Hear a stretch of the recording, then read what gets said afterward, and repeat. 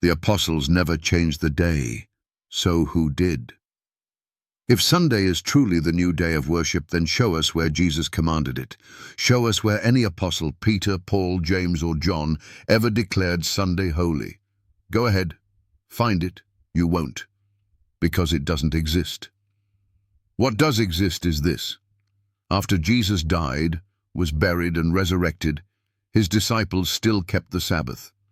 Not out of tradition, not because they were Jews, but because the fourth commandment, written by the very finger of God, was never erased, not by death, not by resurrection, not by human opinion. Luke 23:56 delivers the knockout. And they returned and prepared spices and ointments, and rested the Sabbath day according to the commandment. This wasn't before the cross. This was after Jesus died. These women had walked with Jesus. They saw him heal, preach, and suffer. They witnessed his body hanging lifeless. Yet even in grief, they paused. They wouldn't break the Sabbath, not even to prepare his body. Why? Because even after the cross, the Sabbath was still holy, still binding, still the Lord's day. Let that settle in your soul. They loved Jesus. They believed in him, but they didn't assume that his death gave them freedom to trample God's law.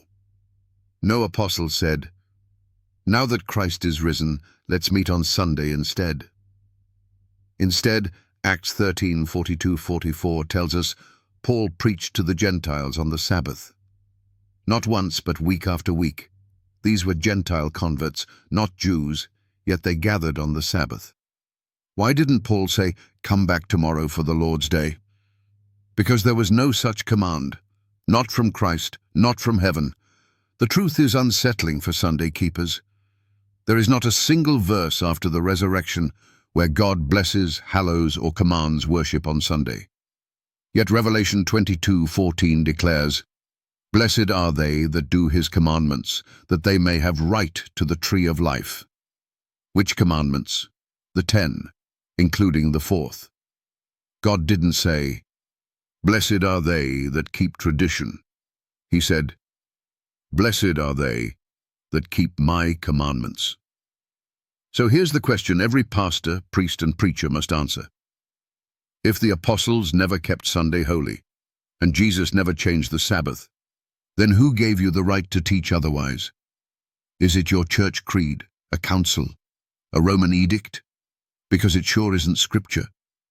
Jesus warned in Matthew 15:9, "In vain do they worship me, teaching for doctrines the commandments of men." If your worship is based on a man-made doctrine, no matter how widely accepted, then your worship is vain, useless, powerless, rejected. This is not about legalism, it's about obedience, it's about truth, it's about Revelation 14:12. Here is the patience of the saints. Here are they that keep the commandments of God and the faith of Jesus. God is raising up saints who won't bow to tradition, who won't edit God's law, and who won't exchange the seventh day for the first. So, if you're defending Sunday worship, using the writings of men who never kept it, you're not just wrong, you're bearing false witness. And that's a commandment violation too. This is the wake-up call. Either follow Jesus and his word, or follow tradition, and be found wanting. But don't lie to yourself or others. The apostles honored the Sabbath after the cross. Will you?